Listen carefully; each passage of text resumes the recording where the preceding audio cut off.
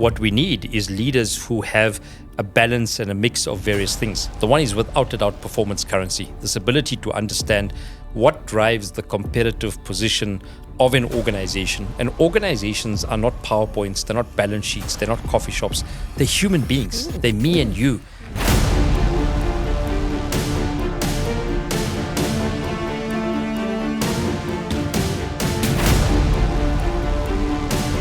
Welcome to the Leadership Pulse podcast, where we pulse with the rhythm of transformation, urging you to challenge norms and unleash your full potential as a leader. The Leadership Pulse podcast, where we explore the cutting-edge tactics and fearless strategies that redefine what it means to lead in a brittle, non-linear, incomprehensible world. The Leadership Pulse with me, Marlinie Ramsamy, CEO of Franklin Covey, South Africa. Episode 2, Leadership Upwards, Onwards, and Beyond. I am thrilled to have with me this morning Abdullah Verachia.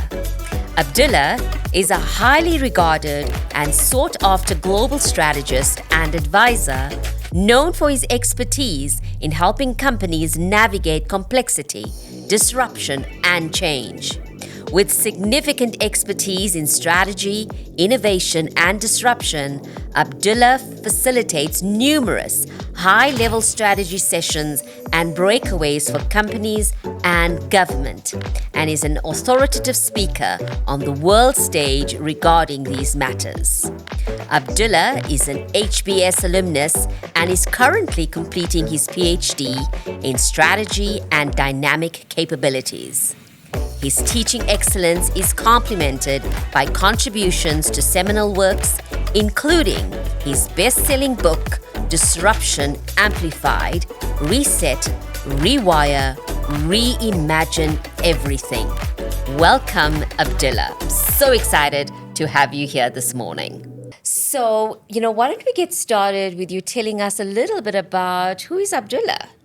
Thank you so much for having me. It's an absolute pleasure to be with you as well, and love that I'm here on the second episode. So I am an individual who grew up in South Africa, and I run a very successful boutique management consulting firm that helps organizations build strategy, do global immersive learning, and then help companies build innovation functions.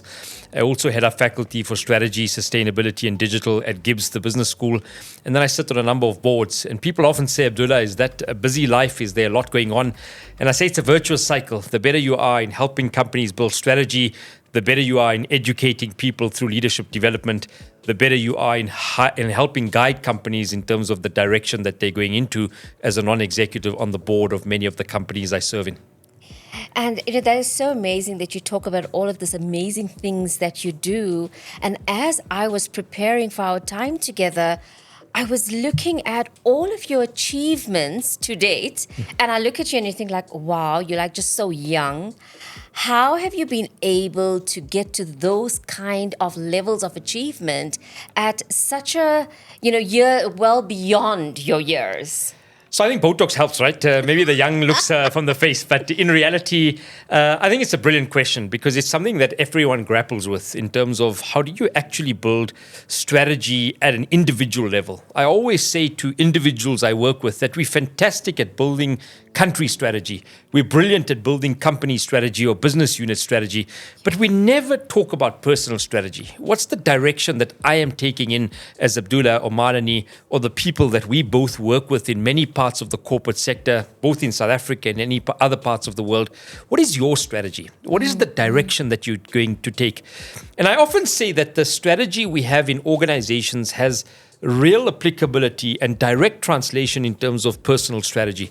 Yeah. So my world has always been about three fundamental questions. The first one is, I often say that we're brilliant as organizations in talking about return, but we talk about return on capital, return on investment, return on assets, return on equity, but we don't talk about the most valuable currency, which is return on time.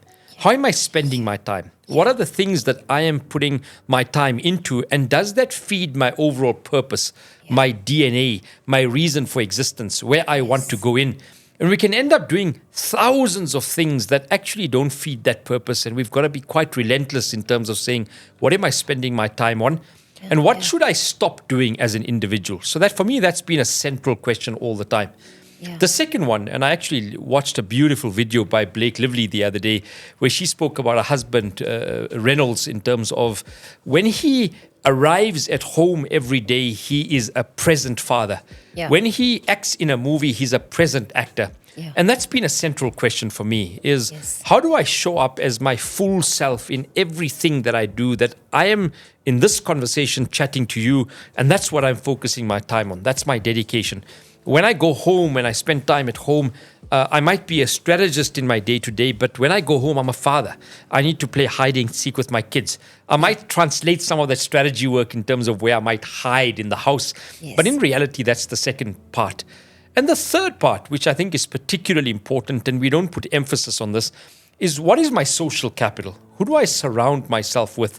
And I argue that we often try and surround people who are in the echo chamber with us. We like talking to people who are similar to us. Yes. I often say I get really upset when marketing people go to marketing conferences studying further in marketing. HR people study further about HR and talk to HR people. And I'm saying we must look at the intersection of engagement. Really, how do we get the ability to talk to a diversity of people who might be in our environment, but also outside of our environment? Yes. So if you're in banking, how do you talk to people outside of banking?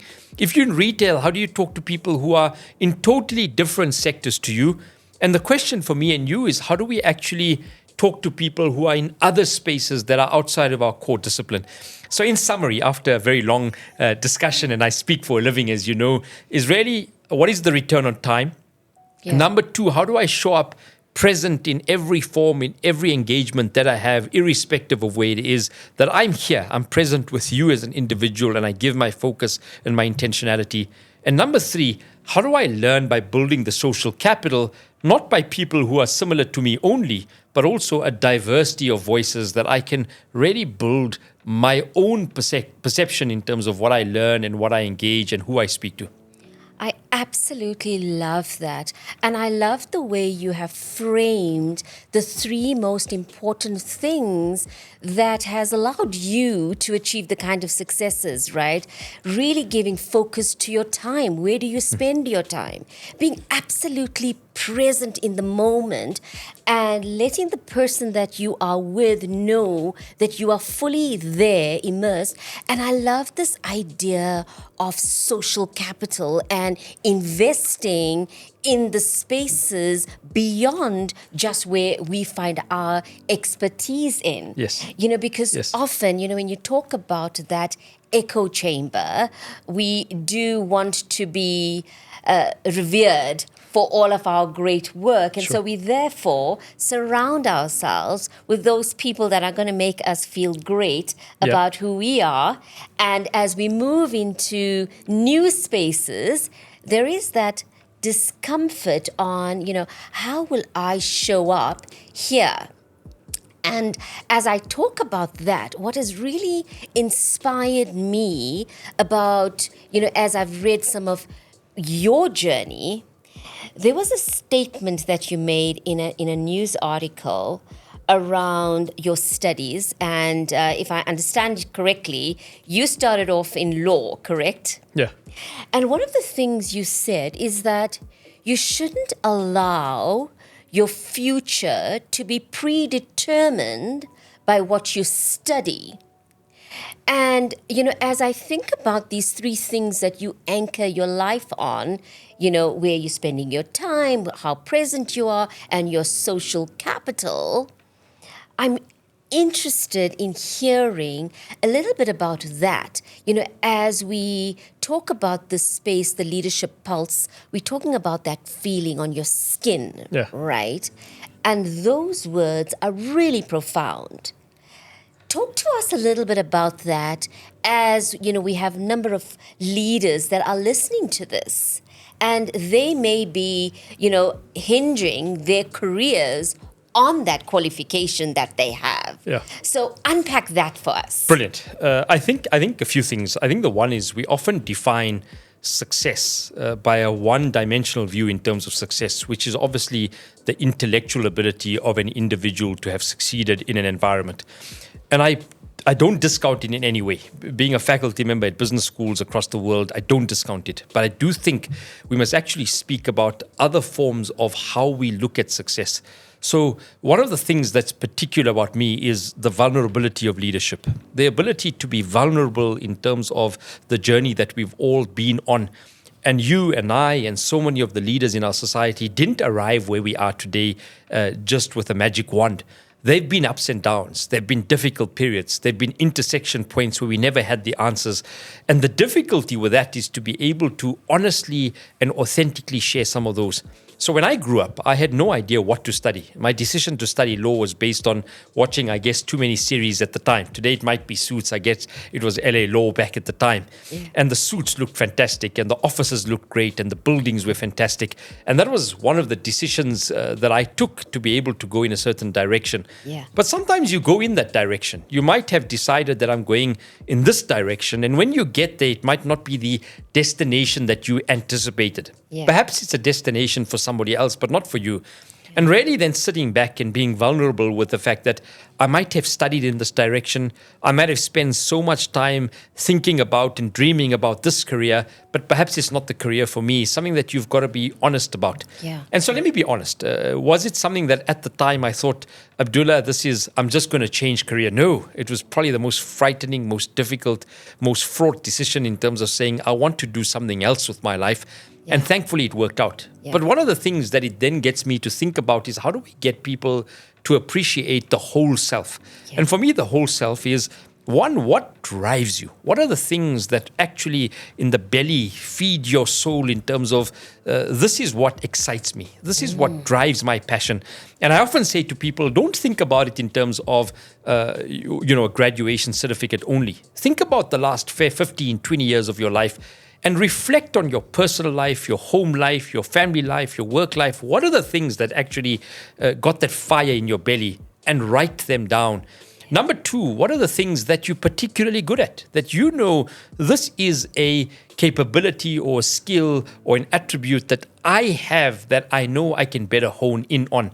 And then number three, talk about your lived experience. What have you done in your life that might have been difficult at a time but becomes a superpower today?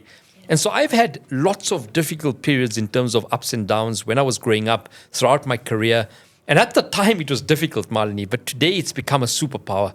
Yeah. It's something that helps me in terms of navigating some of the complexity we find in the world.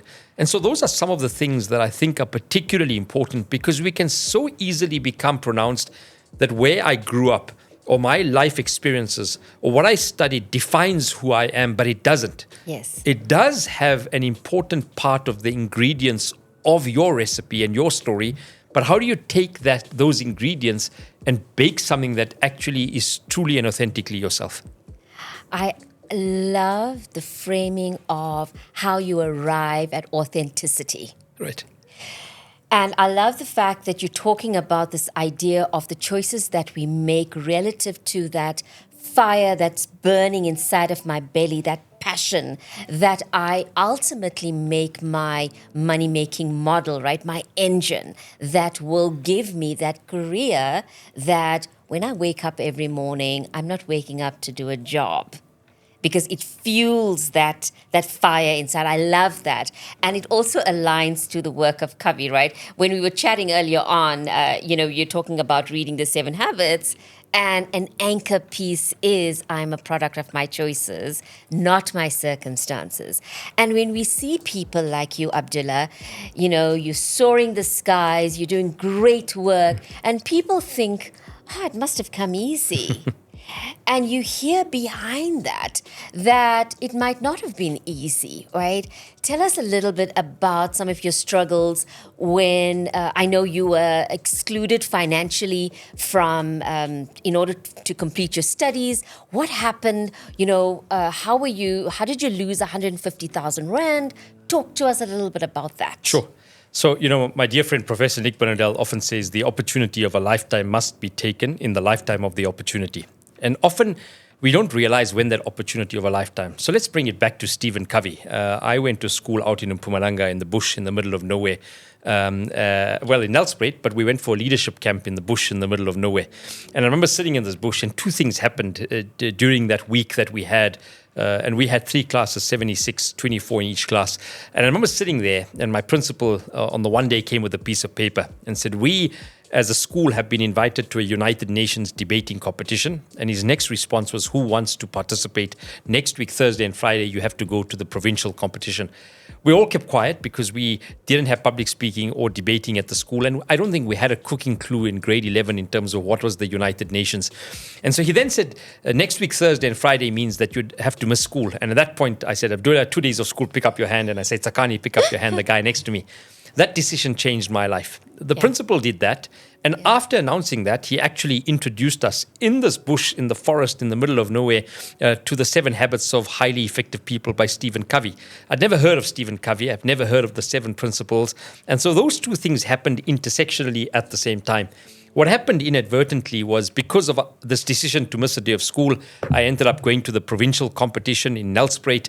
We ended up somehow fluking that provincial competition, winning it, which meant that the 2 of us and 2 learners from another school, the UN-partnered resource and under-resourced schools, the 4 of us ended up going at a United Nations conference, which is the national conference. I'd never been on an aeroplane in my life. I'd never been in some of the big cities in my life. And so it was life-changing. From missing a day of school, all of a sudden you're now competing with provinces from all over the country. And so how this program worked was they took one winning province of 4 learners and one from each of the remaining 8 provinces. And so I got selected from Mpumalanga to the next year go and represent South Africa at the United Nations in New York. Wow. And so from never, ever going on an airplane, all of a sudden you're now 16 hours flying to New York, competing with thousands of learners across the world. Wow. And we won a Global Speaking Award. And actually that decision had a massive ripple effect on everything, including the conversation we just had around career pathing. And so I ended up running an NGO with one of the girls who came with me on the trip, Novisa Mayema. We created a company called the Collective Genius, and that organization impacted thousands, hundreds of thousands of young people. We ran lots of youth development programs because we knew the impact on youth development on us. That program affected me because it made me more socially active. It gave me a voice. It got me to understand that I could speak in public because before that I didn't know that I could speak in public. Yeah. And so I ended up becoming active at university on the student council. Yeah. And so back to your story, I got to Johannesburg without having the requisite funding to study. And so I started doing a full-time job. I started selling these recharge vouchers. And so life was good until one day I had a robbery in my car and all my money and my cards were taken. And so I could not go back home and tell my parents that I don't have the money anymore because I was the first in my family to study. I was the first in my community to study. So I remained in Joburg, except I then got excluded from university because I could not pay my fees. But because of the decision in the bush that resulted in me being active on the SRC, I remained a member of the SRC, but I was no longer a student. And I remember applying to go to UCT for a UCT student conference, and the Dean of Students, Professor Dayaga, called me on my phone and said, Abdullah, I need to see you urgently. And he told me that you're not a student, but you happen to be on the student council. Tell me what's going on. And so I went to his office, I'll never forget. And he didn't even allow me to finish my story. He paused me, he said, Abdullah, that's all I need to hear. He took me by my hand, he walked me to the fees office, he got me an SFAS loan. And that day my life changed, right? It's really shifted the direction. And to bring it full circle, after I finished studying law, I went to my UN tutor that tutored me when I went to New York. And I said to him, look, I can't tell anybody this, but I've studied law and I don't want to be a lawyer anymore now that I've finished my articles and I've been admitted as an attorney. And he said, I'm going to introduce you to somebody who might be interested in connecting with somebody with your type of personality, thinking. And that's how I ended up in the consulting space. Wow, what an amazing, amazing story. And it speaks back to being really true to who you are and finding that passion that burns inside of you. And, as we think about all of those people that are listening to us, We talk about the passion that we have, but inside of organizations, and Abdullah, you work with a number of very senior leaders, captains of industry in South Africa. I mean, you really have such incredible accolades for working with really senior leaders. I'm always finding that when I talk to leaders across organizations, I'm consistently saying that there are two things that I think people need to be doing, and that is balancing both performance currency as well as relationship currency. Beautiful. And part of what you're talking about in terms of understanding your social capital, understanding what it is that you do really well, and how can you put all of that in. As you work with leaders, what are some of the things that you're finding that helps leaders navigate these, those difficult choices that they have to make in the moment? I mean, making that choice to say, well, I've given all of my many years into getting this degree, and now I'm suddenly deciding that, hang on a moment, I can't do that anymore. I'm not going to feel authentic.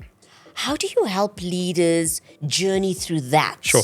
In terms of their personal strategies? So I love your analogy of performance currency and relationship currency, because I said to somebody the other day, what do you study to become a chief executive officer or a C-suite executive in a leading company?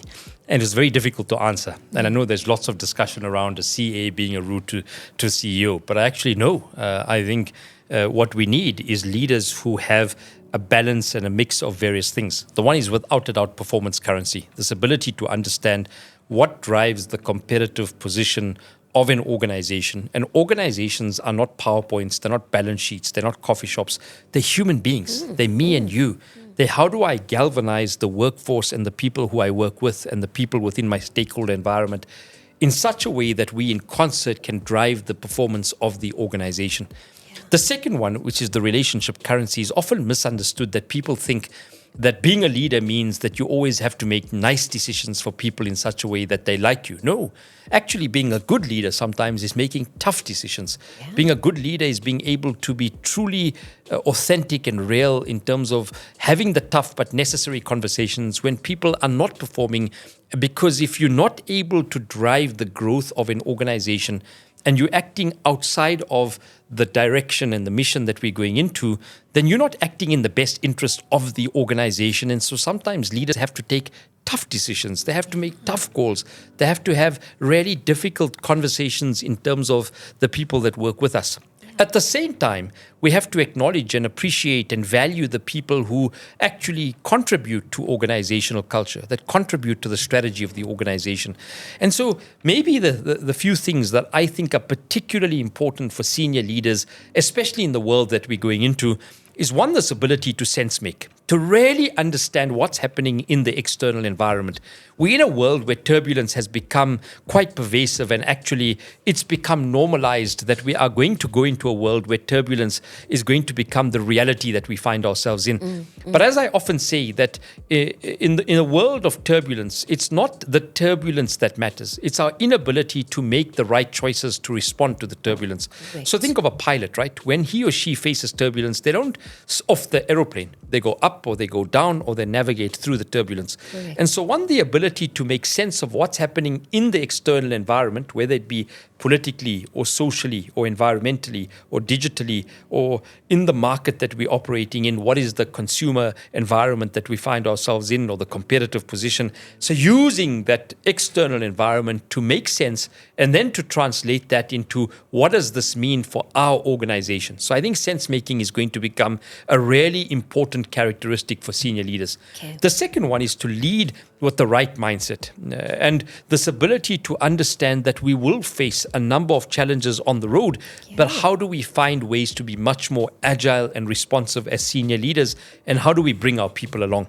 Nice. The third one is this ability to be vulnerable and authentic in terms of our leadership. I think the days of strongman leadership are over, that I have all the answers. Right. I will tell the organization where it's going. No, We need leaders who bring people along, who appreciate the diversity of organizations, that are inclusive in terms of the way in which they lead, that appreciate that I am not going to have all of the answers, but I'm willing to bring people along in such a way that we leverage all of the different perspectives in the organization and look at the direction that we're going into. And then the last one is this ability to be so focused and relentless in terms of understanding what is the reason for why successful organizations contribute so much more to society than just the bottom line. And we don't actually put a particular emphasis on this.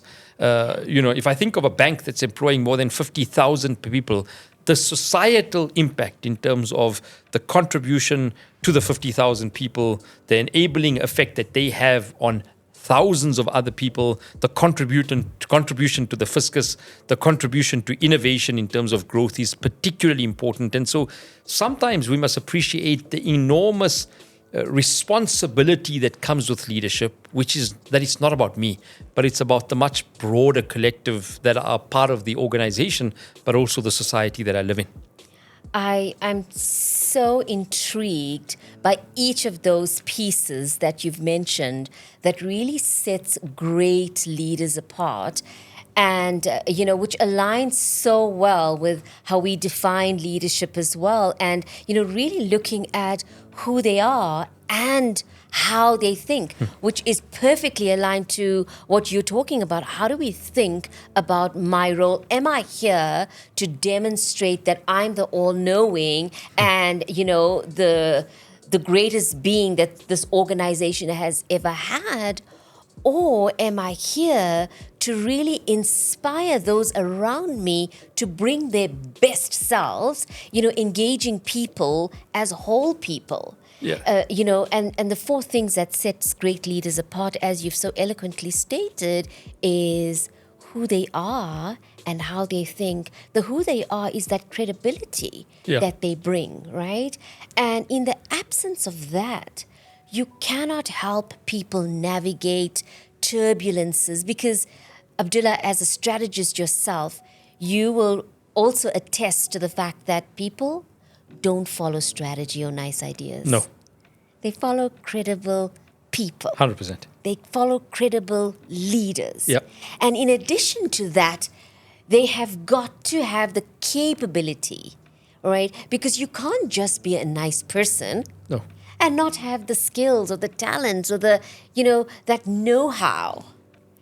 And they have to be responsible for results. Yeah. You can't be a great leader and not be responsible for results, right? Without a doubt. I work with so many organizations where the organization is tanking, but there's a very nice eclectic culture and a mix and a rapport amongst the senior leadership team. And I often say, I get that. How do we galvanize? How do we take this way in which you engage as a senior leadership team and put you together in such a way that collectively you're driving the positive performance of an organization? Yeah. Because if you think about it, you are not going to be successful as a leader, as a collection of leaders. You're not going to be true to the people that you lead and the organizations that you work with if you don't put the competitive performance of the organization front and center in terms of what we do and how you bring your people along.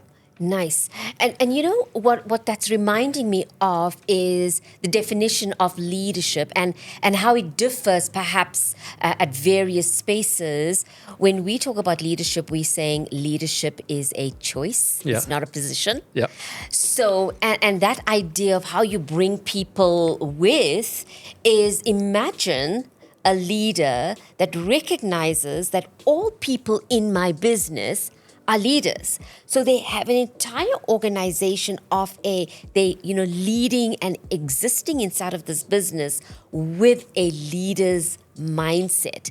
Imagine that. How have you found leaders respond to that idea that, leadership is not a position in a South African context I'm talking about? Yeah. We have the cultural nuances of how they view leadership. What is your experience around that? So one of the things I often, when I work with very senior teams and we're doing strategy, I often say to them that what we're doing here is a part of strategy. But the real result of strategy is the millions of decisions taken by thousands of people every single day in your organization that's either going to get you to where we've defined the strategy or going to take you somewhere completely differently. So how do we communicate the strategy in such a way that it is clear and crisp in terms of who we are as an organization? What is it that we do? What stands us apart? What is the type of direction that we're going into, and what are the strategic choices that we've taken? Because if you can't communicate that in a simple, without fancy language, without it being esoteric, in such a way that many people in the organization, or all the people in the organization, understand who we are, what is it that we do, and where are we going, then you run the risk of a senior team having their view on strategy and then everybody having no clue as to what the strategy of the organization is and the direction that we're going into. So let's use an analogy, and I love cars. If you jump into a car, and let's say it's a minibus taxi and it accommodates 14 people, if you've got 6 drivers who are all going to take some share of the drive, but we don't know where we're going, we don't have a GPS to take us there. We don't know how much money we need for fuel. We have no idea in terms of what is it that we want to go to and the destination that we're going into and why are we driving there. Then every driver, when he or she has their chance, will take that minibus taxi in the direction that they want to go into. The people who are sitting in the taxi will have no idea in terms of what is it going to cost us to get there. We won't have an idea in terms of what are the stops that we need to take. Yeah. We won't have the navigation tools to be able to direct us there. And it's frightening, but many organizations work in this way here, that there are a few people who have a sense, and even then it's not a parity in terms of where we're going, and then many people don't have an understanding. So I think communication matters in terms of clarity of where people are going, but it's not just communication, it's translating that communication into, so what does this mean for different levels in the organization, and now what can I do with this direction that we're going into? So it's communicating, cascading, and executing on strategy that really matters. And I know that you do lots of work in the execution space because it is, I often say, the oxygen that gives rise to how organizations actually live a strategy that comes together. So I think those factors are particularly important.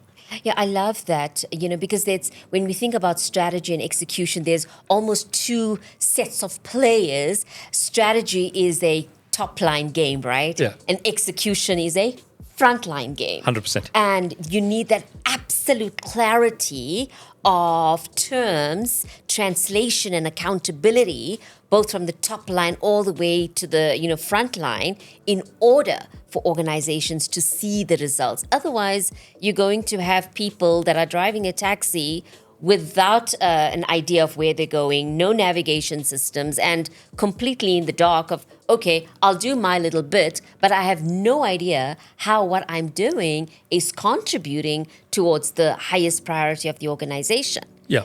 And one of the things that I often find with organizations, there's a wonderful quote that says, every organization is perfectly aligned for the results that they get. Right? Yeah. How does that translate in your world when you are talking to senior leaders around aligning their people and their organization towards the results that they are looking for? Brilliant. I think so. Firstly, organizations operate within a specific context, whether it be geographic, whether it be time-bound, whether it be where we're operating in, whether it be the sector we're operating in, whether it be the segments of customers that we're going after. And we must appreciate and understand that the way and the speed in which the world is moving is that environment constantly changes. And so we have to be able to understand and relate that the environment is closely interlinked to the strategy, that if the environment changes, so too must the strategic choices that we take. And often organizations love building strategy on nostalgia. They love the rear view mirror. In the past, we did this. And I often say the rear view mirror is smaller for a particular reason. We've really got to build strategy in terms of where is the world going into. And the world is becoming increasingly competitive, a lot more complex, very difficult to operate in. And we're starting to see quite a bit of the overlap in terms of how organizations are no longer focused on their sector, but playing in many other sectors. And so that does mean that how do we build competitive strategy? And so a part of that is really understanding and being honest about what is happening in the external environment in such a way that it translates into the work of Lafley and Martin around where will we play and how will we win given the environment that we're operating in.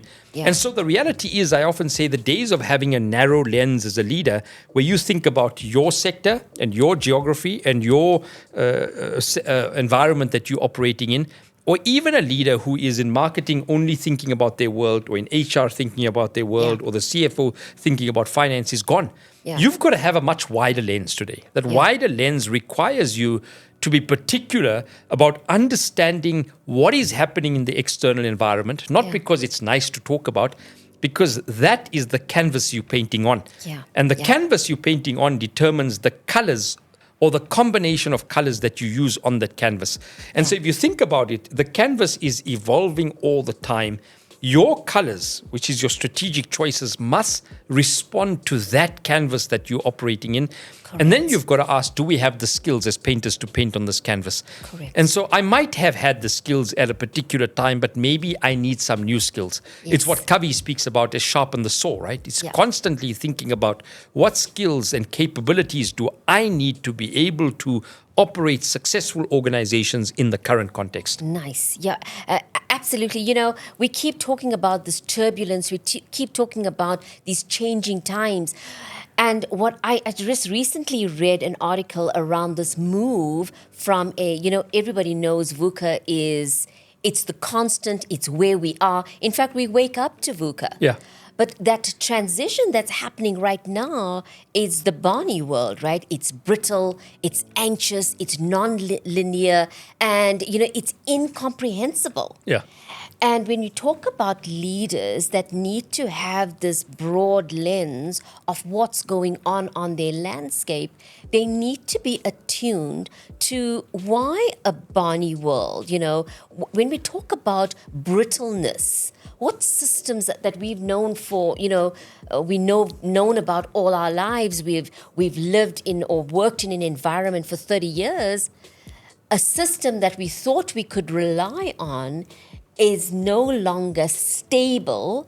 How do we respond to that? And how do we set up our organizations for that? That's the first thing I'll ask you to respond to. Secondly, the idea of anxiety that's impacting on mental health and well-being, and how all of those changes impacting the environment.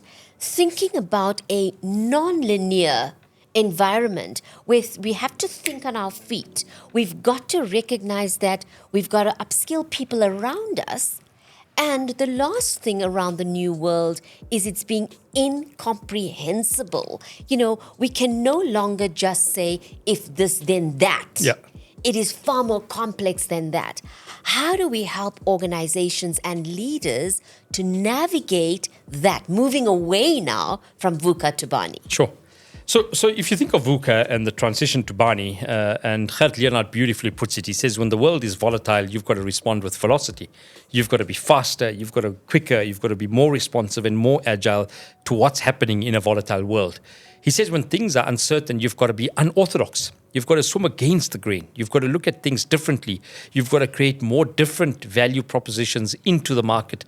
He says when things are complex, you've got to co-create. And we don't spend enough time co-creating. We think the world is my company with my colors and the way I've done things. And so part of the world we have to understand and move into is co-creation, which includes something that's particularly important for me, is where is the intersection of learning? I've become so particular in terms of where do we learn and how do we learn? Can we learn from experiential learning? Can we learn from the sporting industry? So you think of sport, and I do lots of work in terms of teaching strategy and teaching the discipline of innovation from the sporting industry. The sporting industry teaches us millions of decisions that are taken by sporting teams across the world in terms of strategy, in terms of how do we get players to perform more effectively? How do we manage team formations? How do we actually manage the game plan? How do we understand what the other team is doing?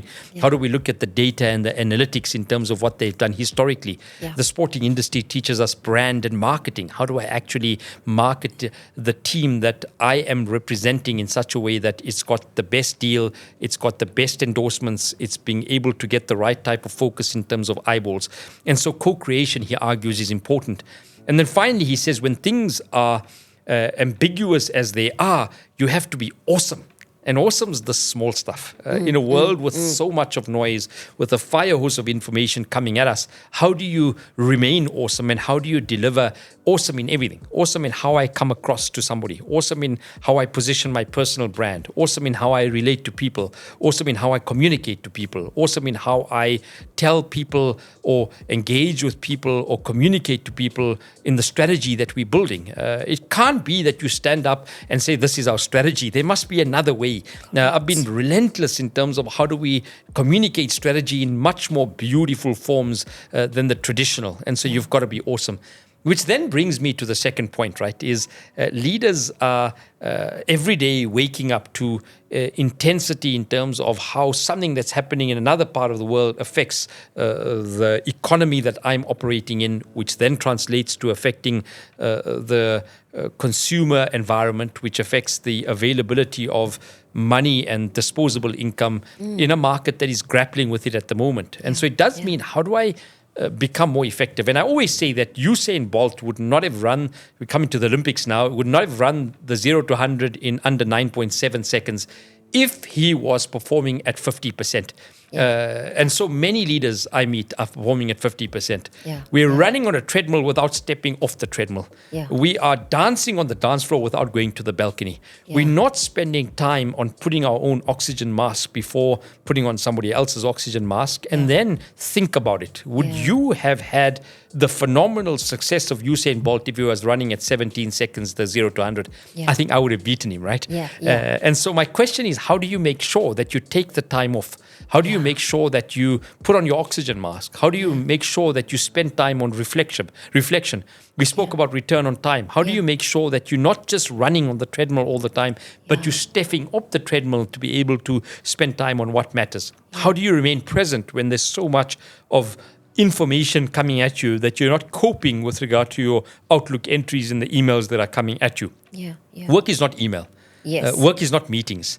Work is not blind copying or copying 57 people to make sure that you've got a track of things.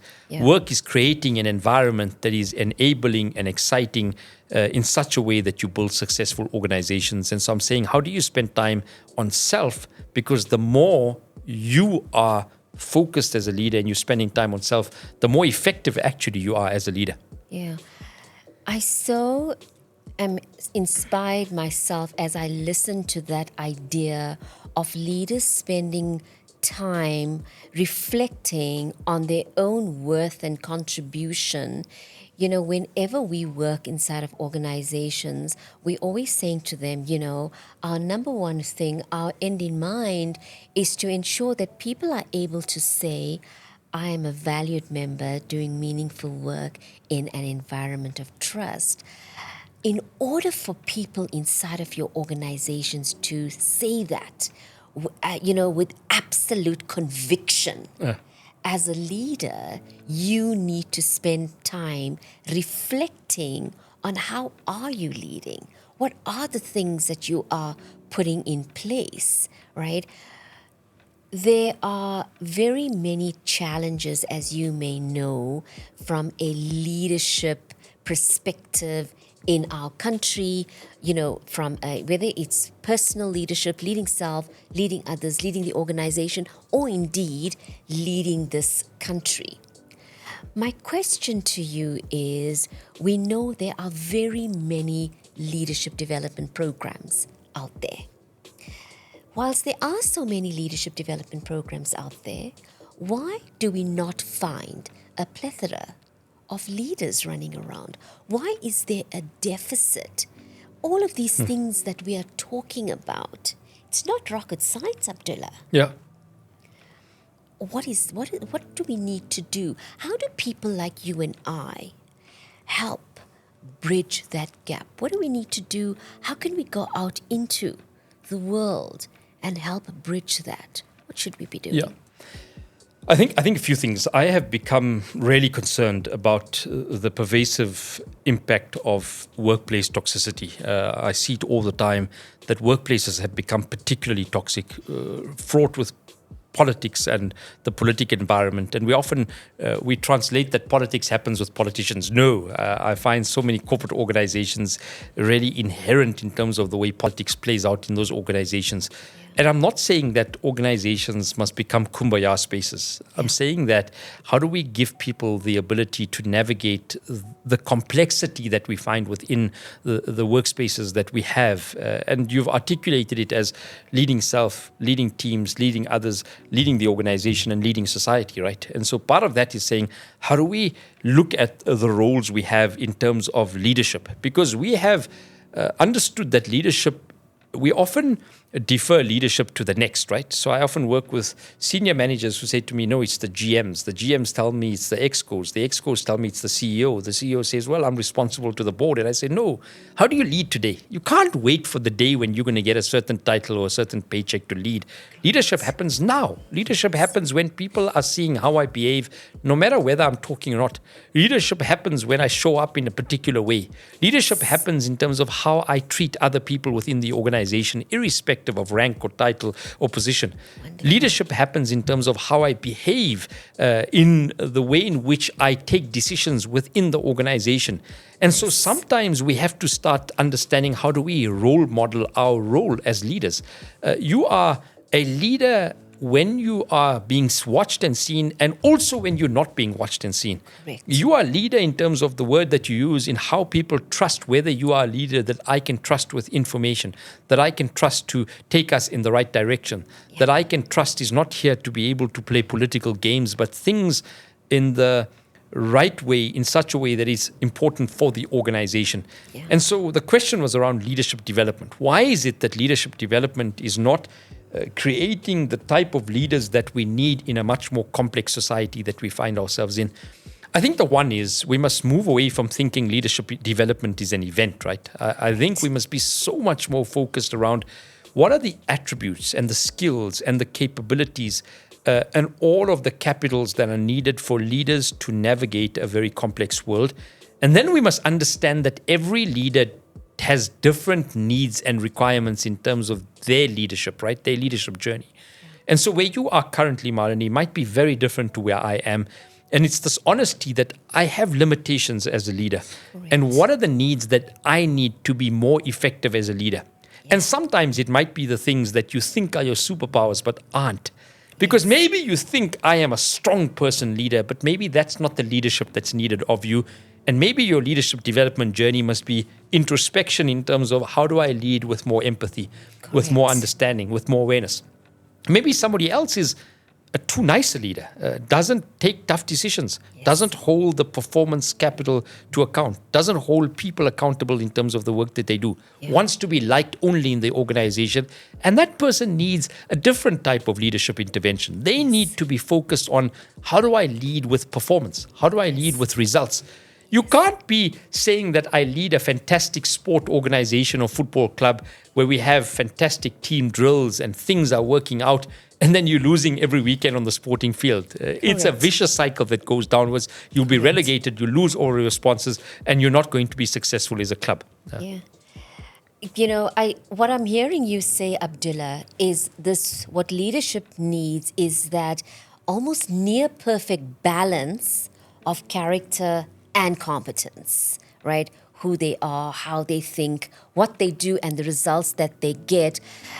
But also what is required to operate in this new world, the changing world, is almost a new set of skills that in previous leadership world was perhaps looked at as, they're unimportant. Yeah.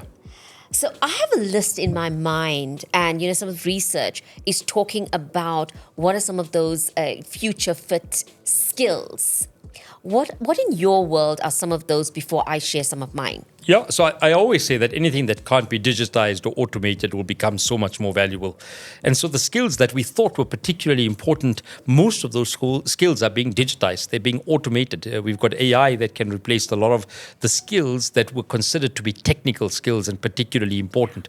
The ability to take large volumes of data and being able to crunch them in such a way that we can look at what that data means to us is something that we can input into a machine, but the machine can do the majority of the pieces of work. So what are the skills that many organizations globally are starting to say are particularly important in terms of the world we're going into? The first one for me is curiosity. How do we remain inherently and insatiably curious about what is happening in my world, but also outside of my world? How do I remain curious to want to learn in every space that I find myself in? How do I remain curious about the world I live in? How do I remain curious about the customers that I work with? So I think curiosity is something that we never were taught at schools, at universities, in the workplace, but it becomes particularly important. I think the second one is we need a lot more grit. And it's an often overused word, but I think it's so important in terms of no matter what the challenges we face, how do we navigate some of those challenges? Using the example of turbulence, when we face a roadblock in terms of a massive pothole or crater in the road, we're not going to turn back. We're going to find an alternative road to be able to get there. And we don't do this often enough in the workplace, right? We have a challenge, we give up, right? So how do you have the grit to be able to push through despite all of the challenges? The third one, which is something that I've been thinking about a lot, is how do we create a lot more empathetic type of leaders? Leaders who understand the role of empathy. And empathy is really this ability to understand the lived experience of people who I work with and who I provide goods and services to. It's this ability to understand that my lived experience as Abdullah is limited and it's framed by what I've done in my life, where I live, what I do, but it's not the lived experience of thousands of other people. And so how do I spend time understanding the lived experience of others? And then the last one, I would argue, is this ability to take a much more systemic picture than a narrow picture. It's that wide lens that I spoke about. And so how do I have a much more deeper set of skills in my toolbox in terms of understanding beyond my limited experience and having that? And then the final one, it's this pursuit of learning all the time, which I think I meet lots of people who say, Abdullah, I don't need to learn anymore. I'm done. Yeah. No, you're not done. You might have studied your degree when you're 23 years old. You're now 57. That degree is actually shifted and changed. How do you remain learning all the time in terms of the world? And so many people think then, Abdullah, does it mean I must go on a course? I say, maybe it might be that, but maybe it's a lot more. Yeah. I learn so much from my young kids. I learn from young children because they see the world through new lenses. They have insatiable curiosity. They will face challenges and find another way. They are inherently innovative in terms of the work that they do. And sometimes I actually ask myself, Abdullah, how would a kid tackle this? How would a young child tackle the challenge that you're facing at the moment? And actually it shifts the mindset in your head because you actually realize they see it from a totally different set of eyes. I so absolutely love that, and being able to respond back to how our children are viewing the world, right? You know, I love this idea of curiosity because it is so needed for you to be future ready. Grit, you know, yes, you're quite right that perhaps it's overused and oversaid and underused. Exactly, spot on. So, but really activating the idea of what does grit really mean, being really open to what the world has to offer. And beyond that, you know, some of the research we're talking about and that I'm reading about, exploring with other leaders, it's about adaptability as well. Exactly. 100%. Spot on. And flexibility. How do I future fit my organization if we are stuck in a particular way? You know, like you quite rightly said, there was this idea that in order for us to be ready for the future, we got to digitize ourselves. And yes, it's one of those things that we have to do, but we're preparing for digitizing the world. We're preparing for a world of AI. But how do human beings participate in that? And part of that process is adaptability, flexibility, empathy, communication. all of those skills, curiosity, all of the skills that in the old days were perhaps scorned on. And, if you're not technically competent, Sure. And a lot of development was spent on technical skill enhancement as opposed to how do we future fit thinking. Yes. Because as knowledge workers, our number one asset sits between our ears, and it is underutilized in a knowledge worker era, right? Are you finding the same? Yeah, I think 100%. I think the reality is that digital is one ingredient in the recipe of the future. It's not the silver bullet. It's not the magic wand. It's not the only ingredient. It's one ingredient that sometimes we must question whether it is relevant in terms of where we are. And some of your listeners, I want to ask the question. Think about some of the brands, some of the products, some of the services, some of the organizations you're gravitating to. I would argue that sometimes it's actually those organizations that have enable the human element, that come back and say, what does the human element look like? I have an interest in a motor play, and at one stage we went quite digital and we thought the future is about a robot selling a motor vehicle. We've come to realize that people love coming into a motoring environment and talking to a person and engaging with them and understanding what their view is and their perspective. And so I think it's this intersection between digital and physical that becomes where we need to go into, which means how do I amplify the skills that I have as a human being that a machine can't replace? And how do I do it in such a way that I am appreciative of the skills that are inherently human and making sure that I amplify those skills. And those are the skills that you spoke about. So flexibility and adaptability, critical because we have the cognitive ability to be able to translate. And I often use this analogy of the head, the heart, and the hand, right? How do we take the capabilities that we have in terms of the intellectual capability and translate that into the heart? In effect, who am I providing this product or service to? Yeah. Who are my clients? What makes them tick? What makes them special? What makes me have an impact in their world? And then the hand, which is how do I get it done? How do I do it in such a way that it doesn't remain here, but actually I execute on it? Yeah.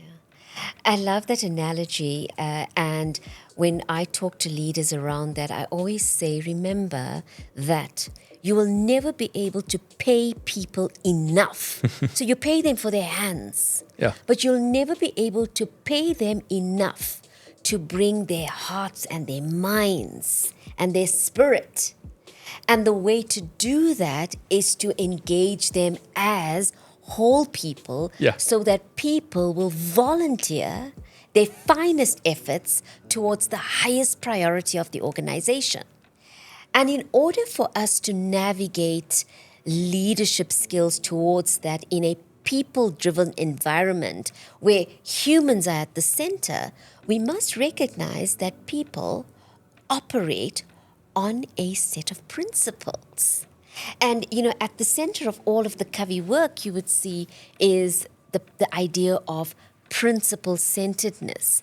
Because regardless of whether you agree with it or not, a principle remains, right? And those are some of the things that will remain for the future, regardless of how the future changes. At the center of it would be principles. Yeah. So I think where we started, and it's critically important that we're speaking about principles, is I often get quite frustrated because I think we've become a very mediocre society. That mediocrity is acceptable. That a 60% in terms of the work that you're doing is fine. That it is okay not to give your best every day. And when we started, I said, how do I every single day, in every interaction that I do, in the work that I do, in the way I engage with my spouse, that I engage with my friends, the way I'm connecting with you, the work that I do day to day, that I bring my whole self, that I say, Abdullah, is this the best of you? Is this having done it in such a way that you can truly say that you have given your best self? And I would argue that a principle is really to challenge this normative behavior that we have, that mediocrity is acceptable. It's not acceptable. To be great, you have to give off your best self. And that's when you truly understand who you are, right? You truly understand that I am good in the following discipline areas. I often say to staff of mine that once you truly understand yourself, you understand where your skills and your passion and your perspectives come from. And so I might be a good striker. It does not make me a good defender or a good goalkeeper. Nice. But if I can bring a team together where I am best at striking and I do all I can to be a brilliant striker, but I surround myself with the players that are good midfielders, that are good defenders, good goalkeepers, good support staff, then we create magical organizations. You can have 11 Ronaldos on the field, but I promise you that team will not be the most successful because you've got 11 strikers. You don't need that. You need a group and a diversity of people who understand what they're good at and in concert can come together and bring that magic in such a way that we create the right type of values and principles that organizations need to succeed. Yeah, I love the analogy of bringing the concert together because, you can't just have just a group of pianists sitting on 100%. stage. That's not a concert, right? You have multiple players, and a great conductor knows when to push on which instrument and when to elevate one, when to lower one, when to suspend their own judgment. Yes. And that's what makes for a great leader. Abdullah, I could sit here and talk to you for hours Thanks. and hours. It's inspiring, and I'm learning so much as I sit here. But I'm also very mindful of time, and leaders are out there and people listening probably thinking, okay, guys, can we just get to something? I want to land with something. Abdullah, as we come to a close, may I ask for you, you really are such an incredible thinker, thought leader, all of the stuff that I've read about you, I feel more and more, if only I can just get into Abdullah's head. Right. And I'm sure there are very many people out there thinking the same. What would be those 3 to 5 biggest nuggets that you can package together for our listeners today that when they leave after listening, they're going to think, wow, those are the 5 things that I have to do regardless of how busy my life becomes? What would they be? Fantastic. I think the first one, and love the question, I think the first one is let's go back to return on time. And for me, it's about this inherent day-to-day discipline in terms of what am I spending my time on? And then asking the question, what should I stop doing? What should I start doing? And what is it that I'm not the best at doing that I need to surround myself with people who can support me in terms of being able to do this? So that's the first, is really think about your return on time. How are you spending your time? Is it the most effective utilization of your time, given your skills, your capabilities, and your personal strategy that we spoke about? The second one is to really appreciate that we live in a wonderful world, a world where every day is about learning and experiences and insights. And I remember driving to this interview and thinking, I've learned so much about the changes in terms of this area. And I used to live down the road here. I haven't been here for a while, and it's incredible to see the growth. And part of that was trying to understand what makes up this type of an environment that I lived in once, but that has fundamentally shifted. So it's constantly questioning and appreciating the world that we live in, which I think is particularly exciting. I think the third one we spoke about, which is really, is this ability to take time out. It's to focus on self. It's to understand what does your next look like. And part of that is your next is defined by the various things that brought you to where you are. What are the things that energize you? What are the things that you know you're particularly good at? What are the things that you want to achieve in terms of the direction that you're going into? In effect, what is your personal strategy? What are the things that really make up who you are and where you'd like to go to? And I'm going to say that it changes. In your 20s, it might have been different. In your 40s, it's completely different. If you are listening in your 60s, it's completely different. It's not about age, but it's about where you are in your life journey.